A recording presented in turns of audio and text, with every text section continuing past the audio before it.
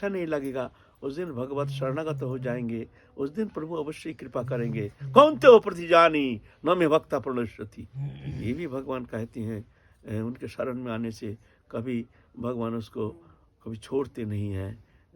भगवान कितने भी पापाचारी हो, अभिचारी, व्यभिचारी, कुविचारी, कैसे भी हो, एक बार शरण में जो आ जाते, भगवान देखते ही नहीं कौन पापाचारी, अभिचारी, जानते हैं सब माया है। ये तो आत्मा से तो इसका कोई संबंध नहीं है। आत्मा तो सर्वथा निर्दोष है। ये तो गुण से, गुण के कारण, गुण प्रभाव के कारण माया से संबंधित ये सब विकार आत्मा से संबंधित है नहीं। इसलिए भगवान ये देखते ही नहीं कौन पापाचारी है, और ये भगवान में ये अनुप्रवेश होता ही नहीं।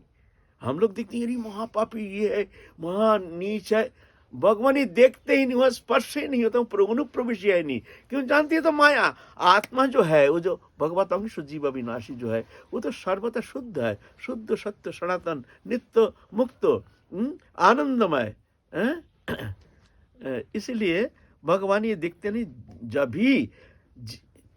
जब भी वो भगवत शरणागत हो जाते हैं, उसी समय भगवान उसको अभय देते हैं, कोई चिंता नहीं, तुम मेरे शरण में आ जाओ।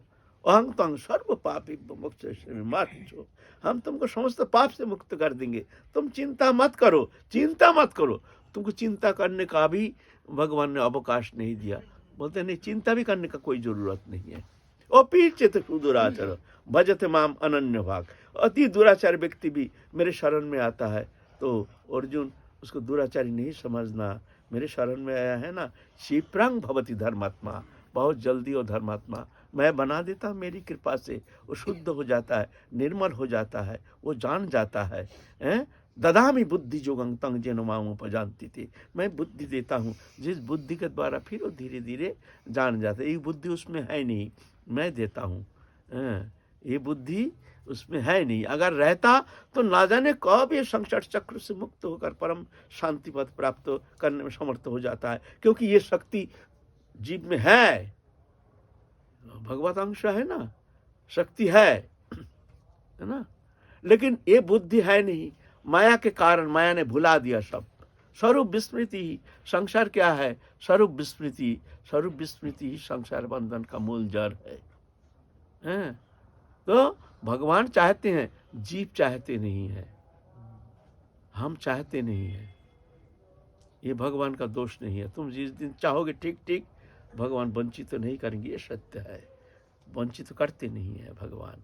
खेल रहे हैं इसका मतलब ये नहीं जो दुख सागर में इसको डाल दो, अनादिकाल दुख में ये घूमता रहे, ऐसा नहीं है, है ना।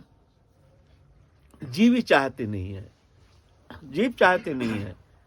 एक दिन एक नारद ऋषि एक दिन गए भगवान के पास, प्रभु जीव जगत इतना दुखी है, आप ही चिद्धाम है, त्रिपाद विभूति, ये यार अनंत कोटि ब्रह्मांड तो एक कण में रहता है आपका, तो आप समस्त जीव जगत को इतना दुखी होकर के संसार चक्र में घूम रहा है, क्या प्रभु आप सब जीव को इतना कष्ट से निवृत्त करके आप आपका धाम में बुला ले सकते हैं प्रभु?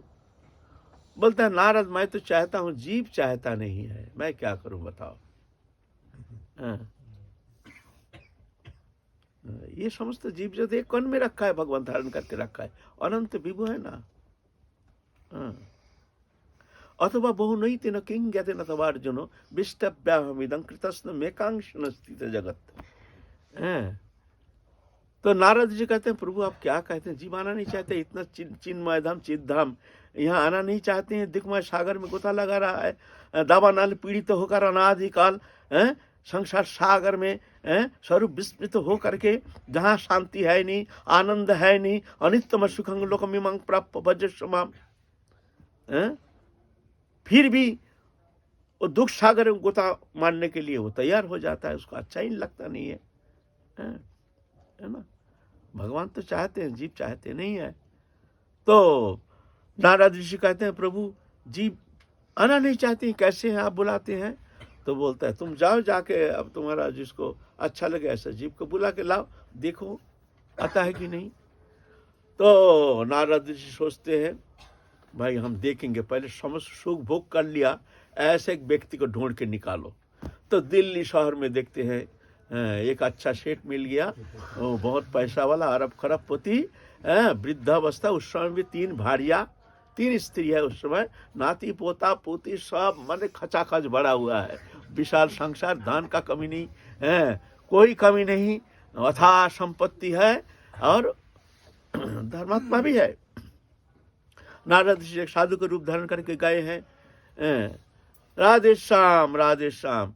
सेठ जी बाहर निकले हैं, आइए आइए आइए महाराज, आइए महाराज, बैठिए बैठिए, बताइए हमारे द्वारा क्या सेवा हो सकती है, जो चाहिए बोलिए, पैसा चाहिए, कुछ चाहिए, क्या चाहिए आपको। तो नारद ऋषि कहते हैं देखिए मैं कुछ चाहता नहीं हूँ, मैं नारद ऋषि हूँ, वैकुंठ से आया हूँ, मैं आया हूँ इसलिए आपको मैं ले जाना चाहता हूँ यहाँ से। सुन करके तो एकदम गदगद हो गए। जो प्रभु हमारे इतना सौभाग्य कहा, हम महापापी हैं, ऐसे है तैसे है, प्रभु आप आए हैं हमारे द्वार पर, एकदम रो रो करके एकदम छाती को बहा दिया एकदम अश्रुधारा से। तो नारद ऋषि कहते हैं आप दुखी मत होइए, अब चिंता मत कीजिए, आप तो समस्त संसार देख लिया, समस्त सुख भोग लिया, आपको हम ले जाएंगे वैकुंठ में। बोले हमारे तो इतना सुकृति है नहीं, हम कैसे जाएंगे। बोलते कोई सुकृति की आवश्यकता है नहीं, आप सिर्फ एक बार हाँ कह दीजिए, इस मुहूर्त में आपको हम ले जाएंगे। सुनकर का आंख मोटा हो गया। कहते हैं और रोना बंद हो गया, इधर रो रहे थे, अब रोना बंद। बोले ये तो हमारे सौभाग्य की बात है, लेकिन महाराज क्या कहूँ, ये हमारे इतना पैसा कौड़ी जो भी हम इकट्ठा किए हैं ना, दुबक के रखे हैं ना, ये बच्चा लोग इतना नालायक है, ये हम चले जाने का साथ साथ समस्त धन सब चौपट हो जाएगा, सब ये संरक्षण इसके द्वारा होता नहीं, ये जानता नहीं है। थोड़ा सा इसको समझा बुझा के हम फिर आएंगे, आप कुछ दिन पीछे आ जाइए, इतना में हम समझा बुझा के सबको तैयार करके फिर हम आ जाएंगे। नारद ऋषि दिखते हैं तो भाई ये तो ठीक है, चलो कुछ दिन पीछे आ जाएंगे। नारद ऋषि चले गए, इतने में तो वो सेठ चले गए आके राधे श्याम करते करते आए हैं। राधे श्याम, सेठ जी का बड़ा लड़का आए हैं, आइए आइए आइए महाराज, आप बोलिए क्या क्या बात है। नहीं वो सेठ जी कहाँ, जो शायद आपके पिता होगा शायद। बोले वो तो चले गए। कहाँ चले गए। बोले हाँ कुछ दिन पहले तो चले गए। अच्छा, तो ध्यान लगाए देखें क्या है, देखते हैं हाँ उसके घर में कुत्ता बन के भव भव भव भव कर रहा है। कुत्ता बन के भव भव भव भव भव कर, और नारद ऋषि आए उनको देख करके भव भव भव भव जोर से कर रहा है। क्यों घुसा है। नारद जी देखें तो कुत्ता बन गया है, तो गए हैं अपने शक्ति के प्रभाव से उसको स्पर्श किया, स्पर्श करने से उसको पूर्व जन्म की स्मृति आ गई है। फिर कहते हैं देखो तुम थे सेठ, अब बन गए कुत्ता, देखो हाँ प्रभु बन तो गए, अब क्या करें, हमारा नसीब खराब है। बोले कोई खराब नहीं है, तुमको हम ले जाएंगे इसी अवस्था में। बोला नहीं प्रभु आप कुछ दिन पीछे आ जाइए, आप चले जाने से रात को चोर डका ताकि सब धन संपत्ति लेके चला जाएगा, और कुछ दिन बाद आइए, हम जाएंगे अवश्य जाएंगे, हम बस कष्ट पार है, आप आइए कुछ दिन पीछे, बस ये थोड़ा सा बच्चे का चाहे ना थोड़ा सा बड़ा हो जाए संभाल लेगा। ठीक है चलो, नारद चले गए। कुछ दिन पीछे आए हैं, आके राधे श्याम करके घुसे हैं। सेठ जी का बड़ा लड़का आए हैं, महाराज आइए। अच्छा आप तो वही बाबा है ना पहले। हाँ आए हैं। बोले आपका ये कुत्ता जो भोगता था वो कहाँ गया। बोलता वो तो चोर चुट्टा आए थे रात को, जहर दे के क्या खिला दिया, मर गया। अरे मर गया, क्या दशा हुई देखो। ध्यान लगाया, देखते हैं जो एकदम गुप्त कक्ष है ना, वहाँ सब सोने हीरा जवाहरात सब रखा हुआ है ना, वहाँ पर सर्प बन के पहरा दे रहा है। फिर गए, बोलते हैं भाई तुम्हारा घर में एक सर्प है, वहाँ हमको जानकारी है, हम जानते हैं, चलो उसको निकालो। बोलते कहाँ प्रभु आप कैसे जानते हैं। बोलते हैं हाँ तुम्हारे गुप्त कक्ष है, वो कक्ष में चलो, वहाँ एक नाग सांप है। तो बाबा कैसी बात करते हैं, अच्छा चलो। जाके वो नीचे ऐसे ऐसे घूम घाम के जाकर के गुप्त कक्ष में चले गए। वहाँ जाकर ओ सांप तो निकल गया, फश। नारद ऋषि फिर अपने शक्ति प्रभाव से उसको स्पर्श किया, उसका पूरा जन्म की स्मृति आ गई। बोलते देखा था सेठ बन गए कुत्ता, अभी सर्प बने हो, जाओगे हमारे साथ? बोलते हैं जाएंगे, लेकिन प्रभु क्या हुआ?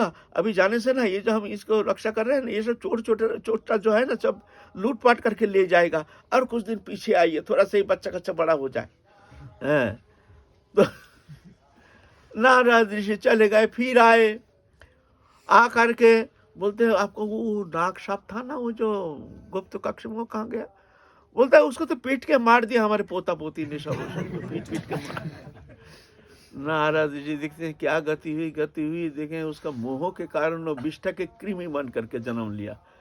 ऐसा है ना?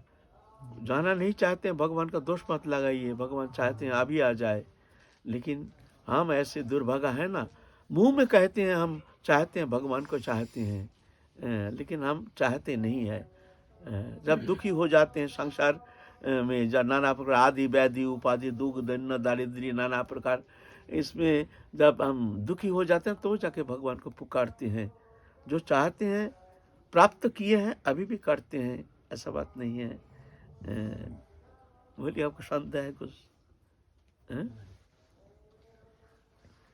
भगवान खेल रहे हैं। जब भी भगवत शरणागत हो जाते हैं, चाहते हैं, हृदय से चाहते हैं, तत्क्षणात भगवान उसको कृपा करते हैं।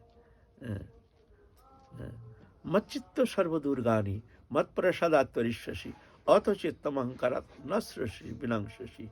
तुम्हारे चित्त में श्री भाव को धारण करके बैठे रहो अर्जुन। सर्व दुर्गानि मत प्रसादात परिष्यसि, समस्त दुर्गति से मैं कृपा करके तुमको पार लगा दूंगा। अगर तुम अथ चित्तम अहंकारात, अहंकार के कारण तुम मेरी बात नहीं सुनते हो, तुम नष्ट हो जाओगे। ऐसे भगवान कहते हैं।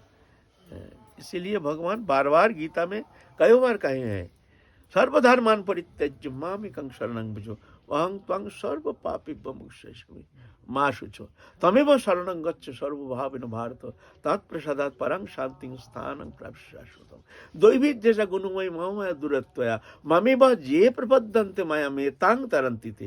ये तो बार बार चेतन दे रहे हैं, कह रहे हैं तुम मेरे शरण में आ जाओ, हम तुमको अभय मंत्र देते हैं, कोई चिंता का कारण नहीं, हम तुमको अवश्य कृपा करेंगे, संसार चक्र से मुक्त करा करके हम अपने अभय पद को तुमको प्रदान करेंगे। माँ शुचो, तुम चिंता नहीं करना। ये संदेश लेकर आए हैं हमारी गीता। आज तो हमारा जो प्रसंग चल रहा तो हम जा नहीं पाए। ऊर्ध्वरेत आत्मन आत्मनम न आत्मनम अवसादय आत्मैव ही आत्मन बंधु आत्मैव रिपुरात्मन। तो इस संबंध में काल हम लोग जो साधक भगवान के शरणापन्न होकर के भजन करते हैं, तो भगवान तो सर्व सामर्थ्यवान काल रूपी सर्प को अपने बंधन में कर सकते हैं, उनको तो मृत्यु से रोक भी सकते हैं। लेकिन जो भजन करने वाले बड़े बड़े साधक देखे गए हैं कि अल्पायु होकर के चले जाते हैं, तो क्या भगवान उस समय उदासीन हो जाते हैं? ना देखो, जब तक पूर्ण परिपक्वता नहीं आती है तब तक जाकर के उसको संसार चक्र में रहना पड़ता है। ऐसा नहीं थोड़ा कमी रह गया तो तुमको फिर आना पड़ेगा। जैसे एक स्वर्णकार को हम सोना देते हैं गहना बनाने के लिए, पूर्ण रूप से जब गहना नहीं बनता तब तक जाकर के गहना धारण करने लायक नहीं होता है।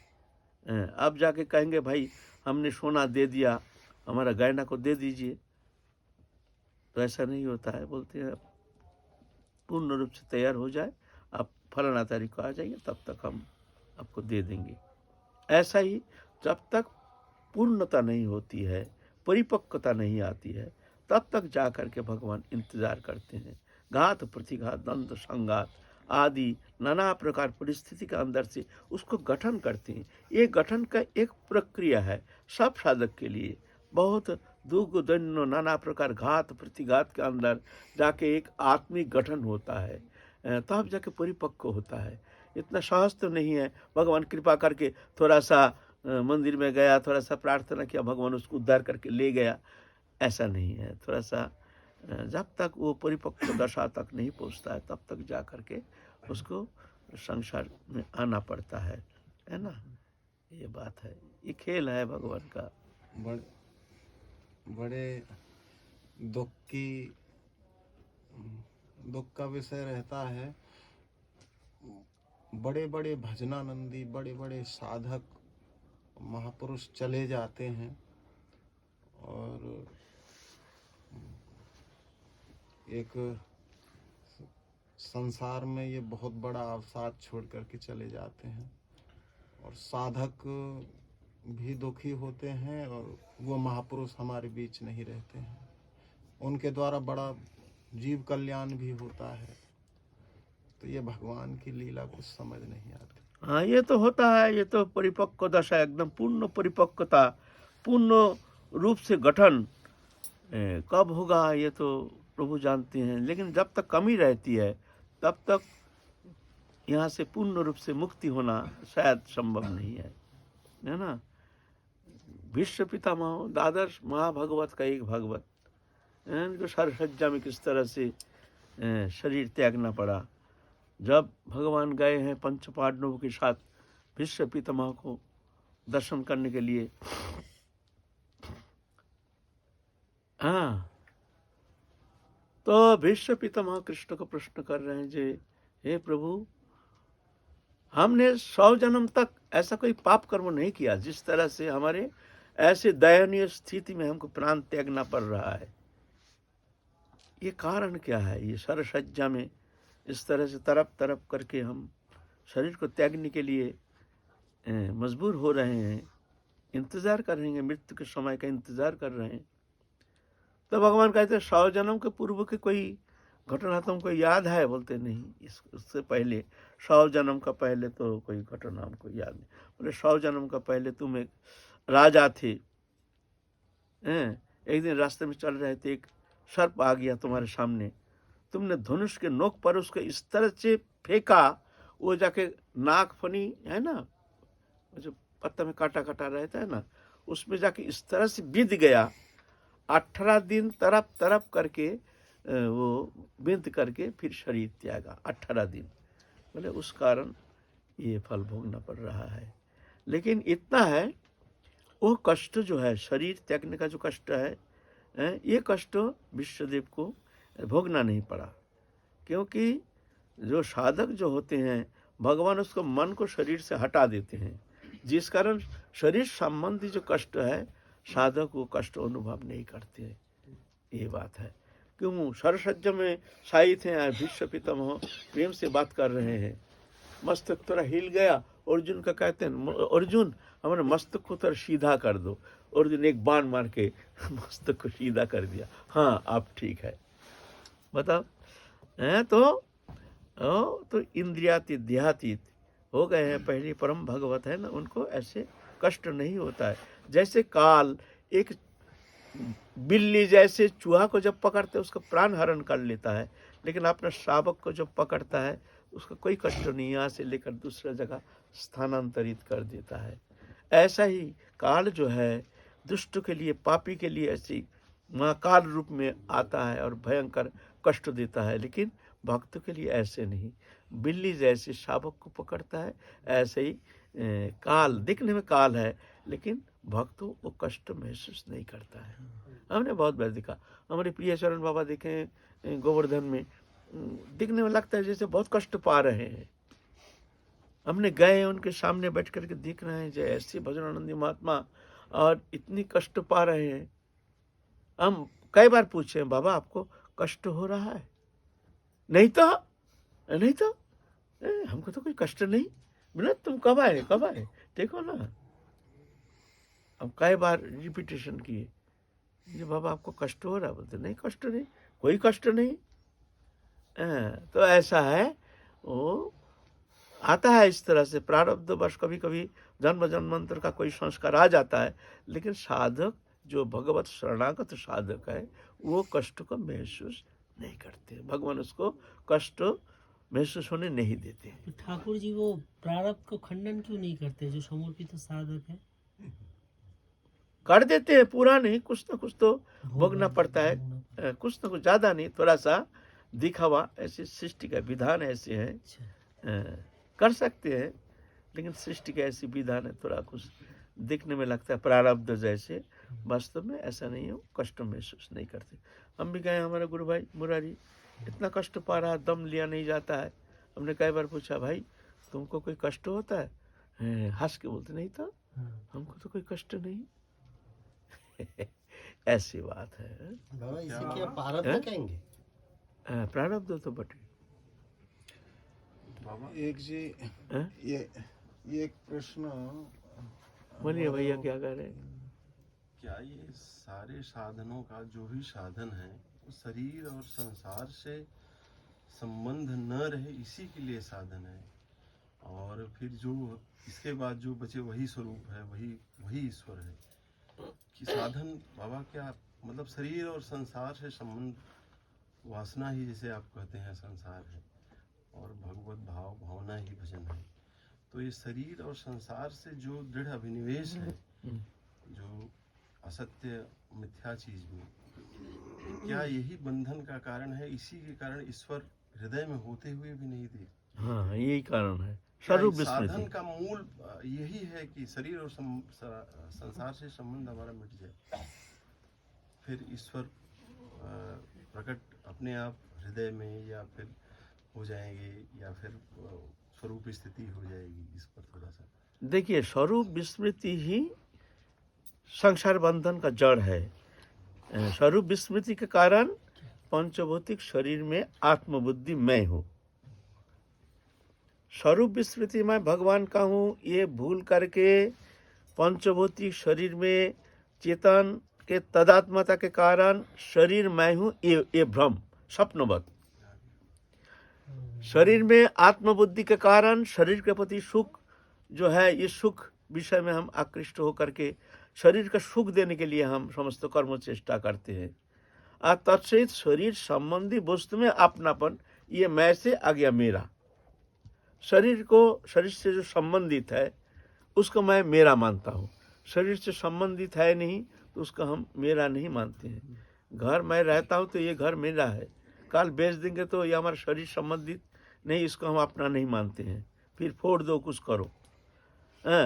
तो शरीर से आत्मबुद्धि के कारण मैं, और शरीर संबंधित वस्तु में शरीर को जो सुख संपादन करता है, धन जन स्त्री पुत्र कुटुंब परिवार वित्त वैभव विषय संपद आदि जो है शरीर संबंधी होने का कारण, इसमें हमारे अपनापन ये मेरा है, यह है बंधन का जड़, मैं मेरा, ये बंधन का जड़ है। तो जब धीरे धीरे भगवत कृपा से उसको ज्ञान होता है, जो शरीर मैं नहीं, शरीर संबंधी वस्तु मेरा नहीं, मैं ठाकुर जी का हूँ, ठाकुर जी मेरे हैं, ये बोध जागृति होती है, तत्सहित धीरे धीरे साधन चेष्टा। साधना क्या है? साधना माने प्रैक्टिस। साधन और भजन एक चीज नहीं है, भजन अलग चीज है। साधना माने प्रैक्टिस। क्या प्रैक्टिस? तो मिथ्या वस्तु से हमारी जो दृढ़ अभिनिवेश, वो अभिनिवेश को हटाने के लिए जो क्रिया, इसको कहते हैं साधन। पहले इंद्रिय विषय क्रिया, हमारे चक्षु कर्ण नासिका आदि ये इंद्रिय विषय को हम संयमित करने के लिए कोशिश करते हैं, जिससे हमारे ये जो इंद्रिय है ये भोग्य विषय में आकृष्ट ना हो। हमारे कर्म इंद्रिय जो है ये भोग्य विषय के प्रति चलमान ना हो, इसके लिए जो चेष्टा है इसको कहते हैं साधना।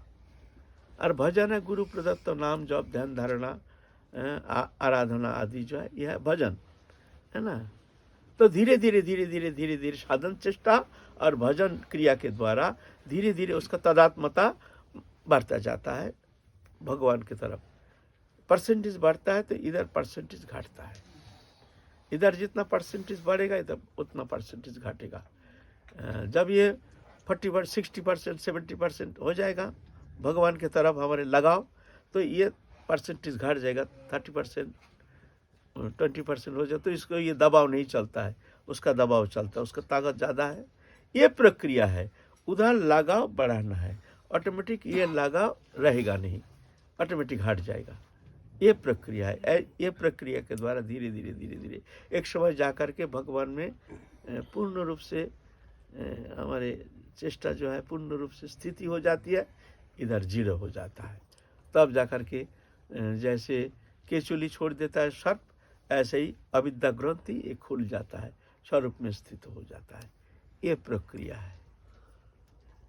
बाबा कल के सत्संग में भी आपने जैसे बताया कि शरणागति सबसे उत्तम होता है, और आज भी जैसे बताया शरणागति होने के बाद साधक को पता चल जाता है कि मेरे हाथ में कुछ भी नहीं है, जो कुछ है भगवान का है। तो ये जो श्लोक है सर्वधर्मान परित्यज्य माम एकम शरणम व्रज, उसमें जो सेकंड लाइन है अहम त्वं सर्व पापे मोक्षयिष्यामि मा शुचा, तो यहाँ पे भी तो साधक के मन में ये एक लालसा आ सकती है कि भगवान को शरणागत होने से मेरे सारे पापों को भगवान मुझसे मुक्त कर देंगे। तो क्या वो पूर्ण रूप से शरणागति बोली जाएगी? देखो शरणागति का स्वरूप क्या है? शरणागति का स्वरूप है ये जो हमारे अहंकार, जो अहंकार जड़ीय अहंकार, एक है चीद अहंकार चीद अभिमान, एक है जड़ीय अभिमान। जड़ीय अभिमान मैं मेरा और चीद अभिमान तू तेरा। ये जड़ीय अभिमान ये सबसे बंधन का मूल जड़ है ना। ये अभिमान को समाप्त करना है, इसको भगवत चरण में समर्पित हो करके भगवान को कर्ता मान करके स्वयं अकर्ता बन के दृष्टा बनना है। यह है शरणागति। शरणागति माने ये नहीं तुम समर्पण करोगे भगवत चरण में। ऑटोमेटिकली जब ये अहंकार भगवत चरण में समर्पित हो जाता है, जो करा रहे हो तुम करा रहे हो, जो हो रही है तुम्हारी इच्छा, जो होगी तुम्हारी इच्छा, जान करके दृष्टा बन जाता है। ये है माने शरणागति का मूल स्वरूप। एक शब्द नहीं है हम तुम्हारे शरणागत हैं प्रभु, हम तुम्हारे शरणागत। इधर अहंकार तो पूरा भरा हुआ है, ऐसा नहीं है। तो जब ऐसे शरणागत हो जाते हैं ऑटोमेटिकली, तब भगवान उसको अभय देते हैं। अहं त्वं सर्व पापी मोक्ष, मैंने पूर्व जन्म कृत जो हमारे पूर्व जन्म का जितना पाप राशि है वो सब भगवान समाप्त कर देते हैं, भोगना नहीं पड़ता है। अज्ञान हो यदि है पाप उपस्थित तथापि कृष्ण तारे ना करन प्रायश्चित। चैतन्य कहते हैं, बोलते अज्ञान से भी अगर साधक शरणागत तो होता है, एक भूल की पूंजी है शरीर। ऐसा कोई साधक या कोई कह नहीं सकता है जो हमारे द्वारा भूल होगा नहीं, हमारे द्वारा कोई निषिद्ध कर्म होगा नहीं, ये कोई गारंटी दे नहीं सकता। बड़े बड़े विद्वान भी वहाँ हार गए हैं, हार जाते हैं। कोई कहते हैं कोई कहता नहीं तो हम जानते हैं ये एकदम धोया हुआ तुलसी पत्ता है। वास्तव में ऐसा नहीं, भूल होता ही है। जब तक भगवत प्राप्ति नहीं होती तब तक कहीं ना कहीं भूल तो होगा ही है। लेकिन भगवान तो जानते हैं ना, तो उसका फल भोगाते नहीं है भगवान। कहते हैं हम उसको क्षमा कर देते हैं। ऐसे शरणागत भक्त के लिए भगवान क्षमा कर देते हैं। लेकिन जो विषयी लोग हैं, बहिर्मुख हैं, उनको तो वो कर्म संस्कार बन जाता है, वो तो उसको भोगना ही पड़ेगा। ये जन्म हो आगे जन्म हो उसको भोगना पड़ेगा। एक भैया जो 1 मिनट का समय, अब उन्होंने हमसे कई बार कहा था कि बाबा से पूछ कर देखना कि जैसे ये आज क्रिसमस डे है तो इस पर बच्चों को संता बनाते हैं और गोपाल जी को, अपने ठाकुर जी को भी संता वस्त्र पहनाते हैं, क्या ये उचित है? देखो भाई, हमारे ठाकुर जी को संता बनाना ये तो बहुत ही दुखदायी वेदनादायक है। हाँ, कोई बच्चा को ऐसे ही संता बनाया दिखाया वो तो अलग बात है, कोई बात नहीं, ठीक है, संता महत्पुरुष थे, कोई बात नहीं। लेकिन हमारे ठाकुर जी को इस तरह से सजाना ये तो बहुत ही हमारे लिए तो बहुत वेदनादायक है। साक्षात पूर्ण ब्रह्म सनातन भगवान, ये तो कोई एक विग्रह नहीं है, एक तो धातु पदार्थ नहीं है, ये तो भगवान का ही स्वरूप है। इसलिए ऐसा नहीं करना चाहिए, ये तो बहुत अन्याय है। हम लोग सनातन धर्मी होकर हमें वो मतलब पश्चिमी कल्चर या संस्कृति ग्रहण करना ठीक है? ये तो पश्चिमी कल्चर है, हमारे भारत के साथ तो ये देखो ऐसा तो होना नहीं चाहिए, जरूरत भी नहीं है, लेकिन फिर भी अगर किसी को शांता बना देते हैं ऐसा तो ठीक है, चलो वो भी क्षमा कर सकते हैं, लेकिन हमारे ठाकुर जी को इस तरह से शांता बनाना ये तो बड़ा अनुचित है, राधा रानी को भी, जुगल किशोर को एक साथ। बहुत ही अन्याय है, ये तो होना नहीं चाहिए ऐसे हैं? जी अच्छा, जय जय श्री राधे। अच्छा, कल चलेंगे, कल हमारे आलोच्य विषय अभी समाप्त नहीं हुआ है। भैया जी प्रश्न किया तो जो आत्मा किस तरह से फंसी हुई है, कौन आत्मा के द्वारा इसको उद्धार करेंगे, कौन आत्मा आत्मा के बंधु है और कौन आत्मा आत्मा के दुश्मन है, इस संबंध में हम लोग आलोचना करेंगे। बराबर